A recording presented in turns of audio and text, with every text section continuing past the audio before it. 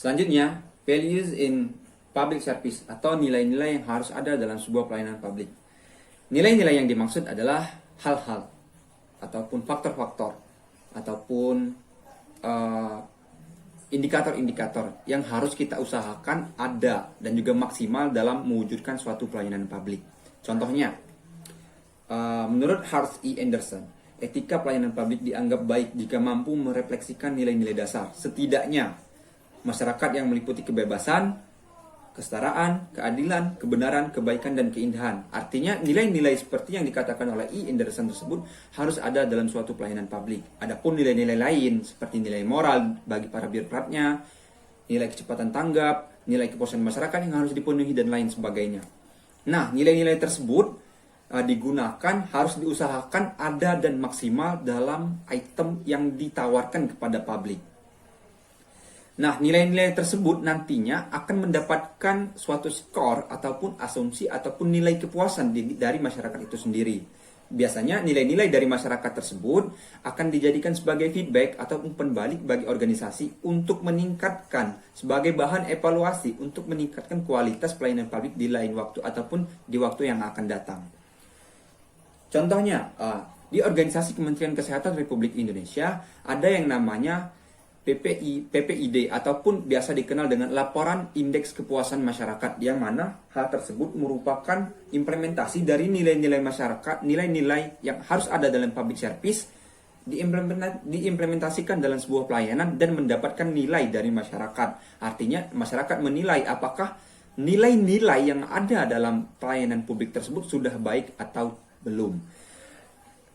Seperti yang telah dijelaskan dalam bagian Integrity in Public Life yang dijelaskan oleh teman saya sebelumnya, kami mengambil 5 contoh item dalam indeks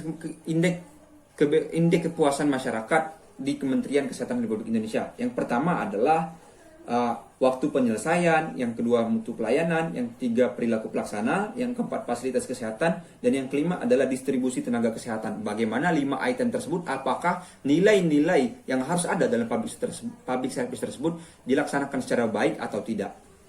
Oke, secara general di Kementerian Kesehatan Republik Indonesia dalam laporan IKM-nya mendapatkan nilai 90% ataupun masuk dalam kategori sangat memuaskan. Artinya di sini mereka mendapatkan nilai yang sangat memuaskan dari masyarakat. Artinya nilai-nilai yang diakomodir oleh Kementerian Kesehatan Republik Indonesia ini dalam melayani publik cukup baik ataupun sangat memuaskan. Tetapi perlu kita lihat satu persatu bahwasanya untuk waktu penyelesaian berada di angka 65-70%. Berarti ada nilai-nilai kecepatan ketanggapan yang harus diperbaiki dalam melayani masyarakat. Yang kedua adalah mutu pelayanan. Di sini mendapatkan nilai yang cukup tinggi, 85-90%. Selanjutnya, perilaku pelaksana di angka 85-90%. Selanjutnya, fasilitas kesehatan di angka 75 dan 80%, di mana di sini masih sangat terbatas sekali fasilitas kesehatan. Contohnya, peralatan rumah sakit yang tidak lengkap, obat-obatan, dan lain sebagainya. Nah, dalam indeks kepuasan masyarakat yang dilaporkan oleh Kementerian Kesehatan Republik Indonesia ini tidak mengakomodir yang namanya distribusi tenaga kesehatan.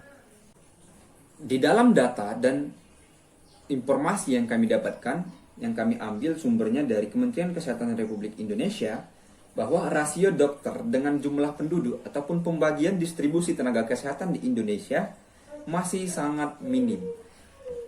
WHO menganjurkan maksimal satu orang dokter itu melayani 1000 pasien ataupun 1000 masyarakat. Nah, di sini di Indonesia seperti di Bali itu satu orang dokter harus melayani 1.500 masyarakat.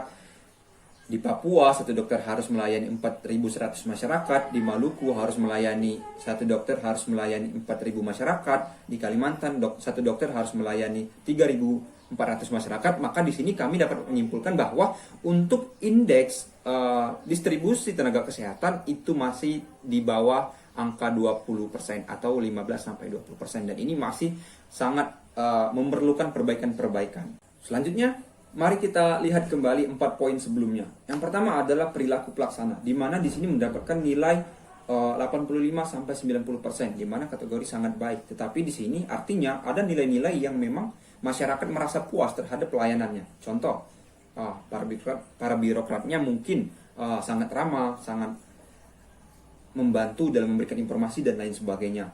Yang selanjutnya adalah di waktu penyelesaian. Nah, di sini masih di angka 67%. 65-70%. Nah, di sini artinya masih responsibility ataupun cepat tanggapnya di sini masih sangat minim ataupun masih perlu perbaikan. Nah, untuk di sarana prasarana dan juga mutu pelayanannya sudah cukup baik. Artinya di sini untuk nilai-nilai yang harus diimplementasikan dalam sebuah pelayanan publik di Kementerian Kesehatan Republik Indonesia sudah sangat baik, tetapi masih perlu banyak perbaikan terutama di sisi ataupun di sektor distribusi tenaga kesehatan agar masyarakat Indonesia itu dalam agar para tenaga medis dalam melayani masyarakat bisa lebih maksimal lagi. Terima kasih.